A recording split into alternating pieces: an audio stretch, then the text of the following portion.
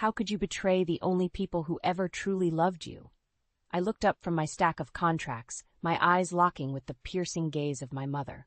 Linda Thompson, the woman who always seemed impeccably put together, stood there, hands on her hips. It was a question that had haunted me since I discovered the truth. Mom, I began, but the words caught in my throat. I sat back in my chair, frustrated, noting her judgment had always hovered just beneath the surface of our interactions. Claudia, what's going on? Brian's voice cut through the tension, his concerned face peeking into my office. My husband always had a knack for appearing at the wrong moments, but his concern seemed genuine, his love unwavering despite our occasional financial tensions. Nothing, Brian, just another issue at work, I lied, forcing a smile. Brian returned my smile, albeit with a tinge of worry. Okay, well, dinner's ready. I've made your favorite. I joined him at the dining table, where my father, Robert, was already sitting.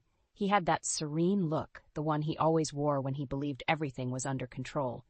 He was the retired CEO of a law firm, after all. Control was his specialty. Brian placed a lovingly prepared lasagna in front of me. Thanks, sweetheart, I said as I met his eyes, but behind them I noticed something different today, a flicker of insecurity. Maybe it was just my imagination.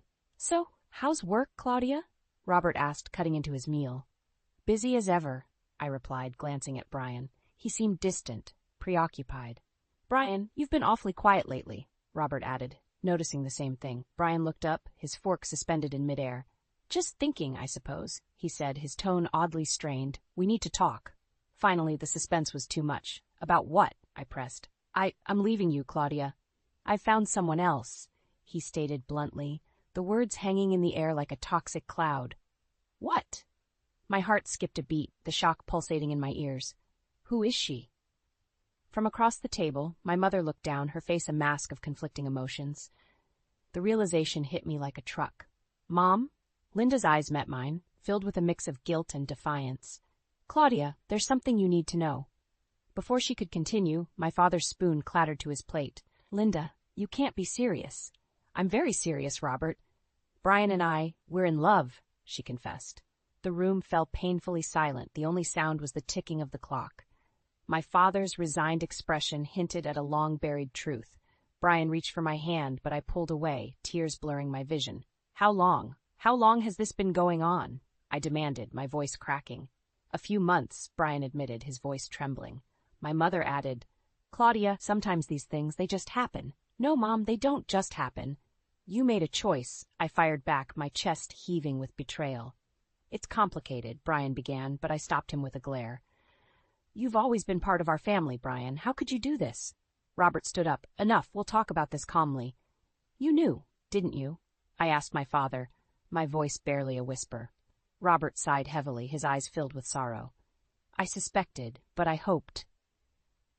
I was wrong. There were no words left. My heart broke into pieces as I watched the people I trusted most reveal their true colors. In that moment, my seemingly perfect life shattered, and nothing would ever be the same. The next few days after Brian's announcement were a blur. My father's words echoed in my mind as I went through the motions, trying to pretend everything was normal. But nothing was normal anymore. The betrayal cut deep. One evening, as we sat down for dinner at my parents' house, I felt the tension in the air. I forced myself to keep my emotions in check, determined not to make a scene. Halfway through the meal, Brian cleared his throat. I think it's time we told the truth, he said, looking at my mother. My heart sank. What truth? I asked, barely able to keep my voice steady. Brian hesitated before finally speaking. Claudia, I've decided to file for divorce. And well, your mother and we're going to be together. My chest tightened. I could hardly breathe. You can't be serious, I whispered, staring at my husband and my mother sitting side by side, their faces brimming with resolve. Linda shot me an apologetic look. Claudia, please understand, she started, her voice gentle yet firm. This isn't about you. Isn't about me, I echoed incredulously. Mom, you're tearing our family apart. Robert slammed his fork down, the noise startling us all. Linda, after everything we've been through, and you, Brian, we brought you into our lives like you were one of our own. Brian looked down, unable to meet my father's eyes. It wasn't planned, Robert, it just happened. Nothing just happens, Robert said coldly. You made a choice, both of you. Linda's voice wavered. I thought you of all people would understand, Robert. Remember Kristen? Robert's face turned ashen at the mention of Kristen, a name I hadn't heard in years. That's different, Linda. She was a mistake, not a betrayal. What a tangled web we weave, Brian muttered softly, his face twisted with regret. I stood up, unable to take it anymore. You both disgust me. I need some air. I hurried out of the house, the cool evening air hitting my flushed face. Jessica, my best friend, found me sitting on the porch steps later. She sat down beside me, her presence a comforting anchor. I heard through the grapevine. Are you okay? No, Jess, I'm not okay. My mom and Brian, She wrapped an arm around my shoulders. I'm so sorry, Claudia. What they did is unforgivable. I swallowed hard. I don't understand how long they've been deceiving me, Jess. My whole life feels like a lie. We'll get through this together, she assured me. And remember, you're not alone. Taking a deep breath, I stood up. I need to face them. I need to know how deep this betrayal goes. Jessica nodded, standing by my side. I'm right here with you. We walked back inside, ready to confront the betrayal head-on. Brian, I demanded, my voice steady and cold. How long has this been going on? He shifted uncomfortably. A few months. We didn't mean for it to happen this way. Robert's voice cut in, sharp and authoritative. Claudia, we'll figure this out. For now, let's get through dinner without any more drama. Drama? I scoffed, incredulous. Our lives are falling apart, and you want calm? Fine, I'll give you calm, I said, forcing myself to sit back down, determined to hold the facade, at least until after dinner. But inside, the storm raged on. And I knew this was just the beginning. The days that followed were marked by awkward silence and heavy tension. The once cozy family home now felt like a battlefield, each meal a minefield of unspoken words. One particularly tense evening, as we all sat in the living room, Brian finally broke the silence. Claudia, I've decided it's time to move out. Linda and I need to start fresh. My father, Robert, sat in his armchair, face impassive. And where do you plan on going? He asked, his voice tightly controlled. We found a place, Brian replied, avoiding everyone's eyes. It's not far from here. I can't believe this is happening, I said, trying to keep my voice steady. Mom, you're really going with him? Linda looked pained but resolute. Claudia, Brian and I, we love each other. This is the only way. Love? My voice was icy. You call this love? It's betrayal, plain and simple. Brian shifted uncomfortably. It's not like we planned it, Claudia. It just evolved. Robert leaned forward, his eyes narrowing. You've always been like a son to me, Brian. This is how you repay us? Brian had the decency to look ashamed. I'm sorry, Robert, but feelings change. Linda added softly, and so do relationships. I can't even look at you two right now, I muttered, getting up. I needed to escape, to breathe. I went outside, and Jessica, ever the loyal friend, was waiting. How are you holding up? She asked gently. Barely, I admitted, hugging myself against the evening chill. Jessica's eyes flashed with anger. They're unbelievable. Do they really think they can just waltz out and start fresh? I don't know, I sighed. But one thing's for sure. This isn't over. Back inside, I found Brian and Linda packing up some of their things. Leaving already? I asked, unable to keep the bitterness from my voice. Brian looked up, guilt etched across his features. Claudia, this isn't easy for us either. Really? Because it seems awfully convenient for you two. Linda placed a hand on my arm. We'll make sure you're taken care of, Claudia. I jerked my arm away. I don't need your charity, Mom. What I needed was your loyalty. Robert stood up, his face pale but his voice steady. Let them go, Claudia. Sometimes the best revenge is letting people think they've gotten their way. I stared at my father, confused by his calm. Dad, I don't understand. We'll talk. Just us, he said, guiding me to the kitchen. Sometimes plans need to be made in secret. His words were cryptic, but I trusted him, and deep down I knew he had a plan. You know about Kristen, right? He began once we were alone. I nodded, having heard whispers over the years. Yes, but what does she have to do with this? Betrayals have a way of coming full circle, he said, eyes gleaming with a hidden resolve. Linda will soon find out that the grass isn't always greener. Over the next few weeks, things moved quickly. Brian and Linda officially moved out, and I focused on keeping my emotions in check, drawing strength from my father's quiet determination. I could see the strain in his health, but he remained resolute. In a moment of candor, he told me, "Claudia, sometimes the best revenge is engineered with patience. Let them believe they've won. The truth has a way of surfacing." I nodded, understanding that our time to strike would come. For now, it was about playing the long game and preparing for the moment when those who wronged us would face the consequences of their actions. And so, amidst the fallout of betrayal, a plan started to form, a plan that would ensure Brian and Linda would regret ever thinking they could deceive us and escape unscathed. The weeks that followed were a strange mix of calm and hidden turmoil.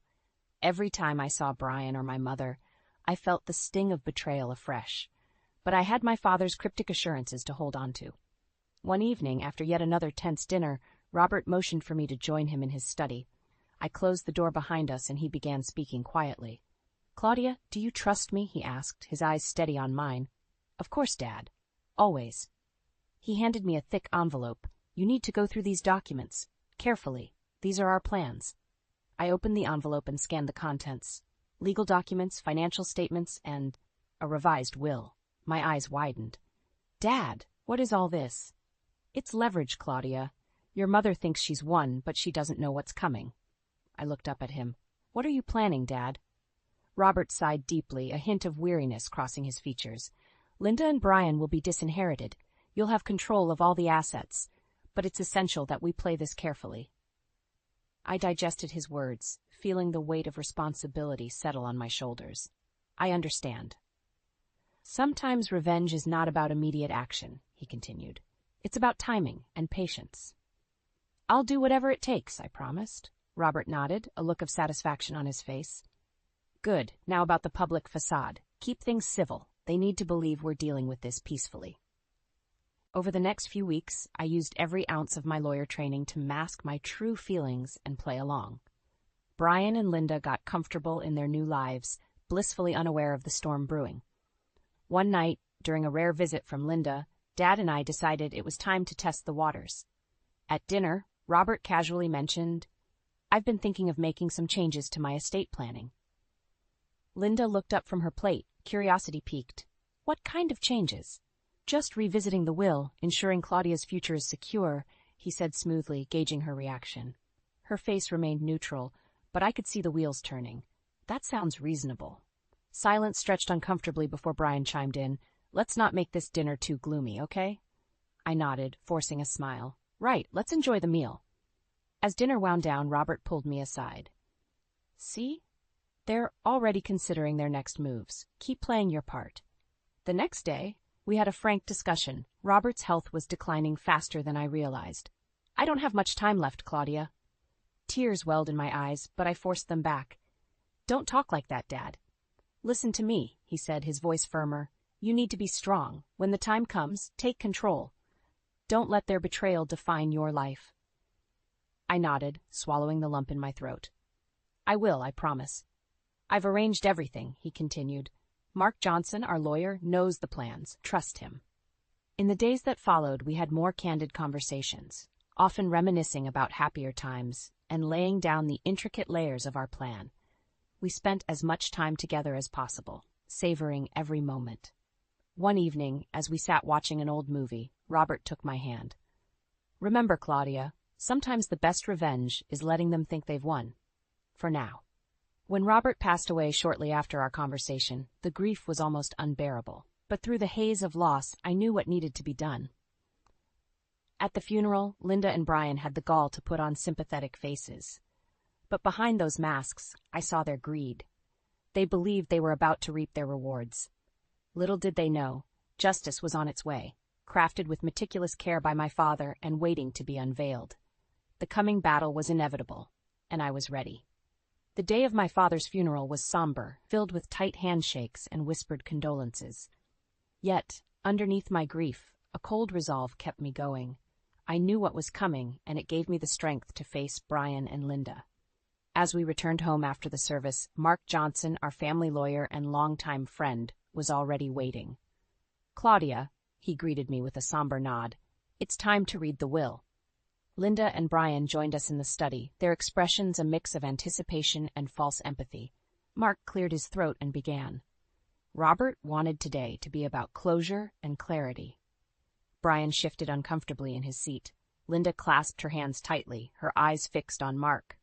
As per Robert's wishes, the estate will be divided accordingly, Mark continued, handing out copies of the will.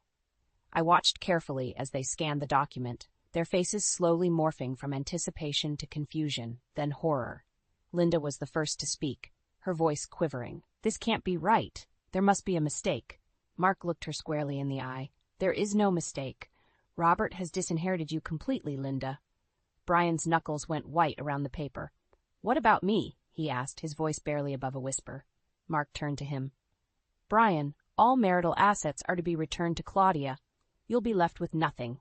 Linda seethed, turning to me. "You did this. You convinced him." I met her gaze coolly. "This was his will, Mom. He saw through your deceit." Brian finally found his voice. "You can't do this to us, Claudia. We deserve something." I stepped forward, my voice cutting through the tension. "You deserve what you get, Brian. After everything you've both done, this is justice." Tears welled up in Linda's eyes, her voice trembling. "After all these years, this is how you repay me, Claudia?" I felt a pang of sorrow but held firm. "No, Mom, this is how you repaid us, all those times you chose betrayal over loyalty." Mark finished reading the will, explaining, "Claudia will have full control of all assets, including the firm." Linda's face was a portrait of devastation. "And what are we supposed to do now?" she demanded. Mark interjected, his tone measured. "Robert did set aside a trust fund, but it comes with conditions." Brian looked up, a flicker of hope in his eyes. "What conditions?" "You must both work menial jobs for a year and live in modest conditions. Only after that can you access the funds." The room fell into stunned silence. Linda and Brian's faces were masks of disbelief and fury. Finally, Brian spat out, "This is insane. We'll fight this." Mark remained calm. "You can try, but these are ironclad terms. Robert ensured there would be no loopholes." I looked at the two of them. "You wanted to start fresh? Now, you'll get to see what that really means." Linda's voice was barely audible. "How could you, Claudia?" "It's what Dad wanted," I replied, steel in my voice. "He believed in justice. So do I." Brian and Linda left the house, their future uncertain and bleak. I watched them go, knowing that their punishment had only just begun. The tables had turned, and they would now experience the consequences of their actions. As Mark and I stood in silence, he finally spoke. "You did well, Claudia. Your father would be proud." I nodded, feeling the weight of the day settle in. "Thank you, Mark. Now it's time to rebuild." And with that, I turned to face the path ahead, ready to embrace the challenges and new beginnings that lay before me.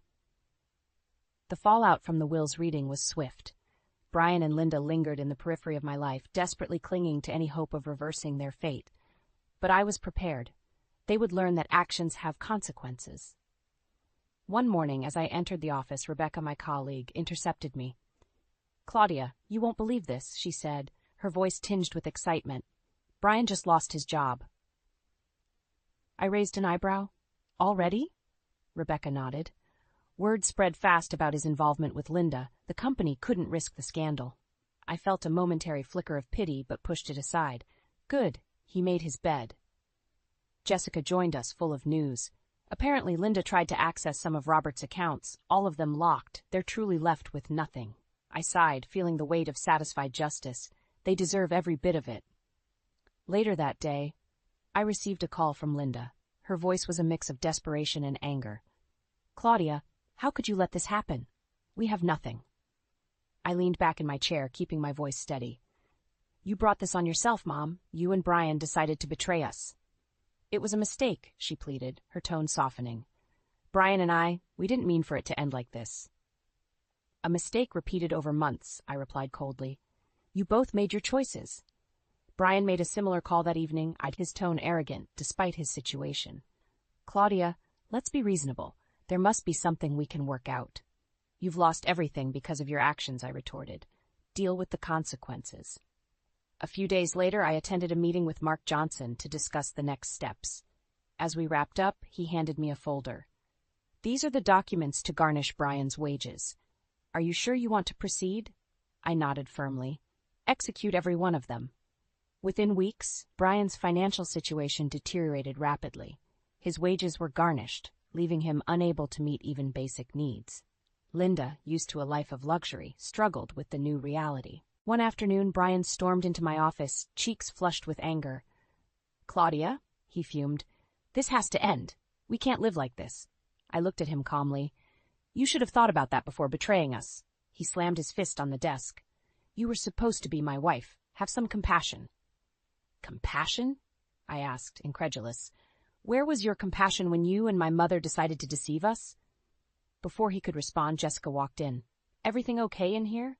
Brian shot her a furious glance before storming out, leaving a tense silence in his wake. Jessica looked at me, concerned. "You all right?" I nodded. Just the consequences of his actions catching up to him. Linda's demise followed closely. Her social circles abandoned her, unwilling to be associated with her disgrace.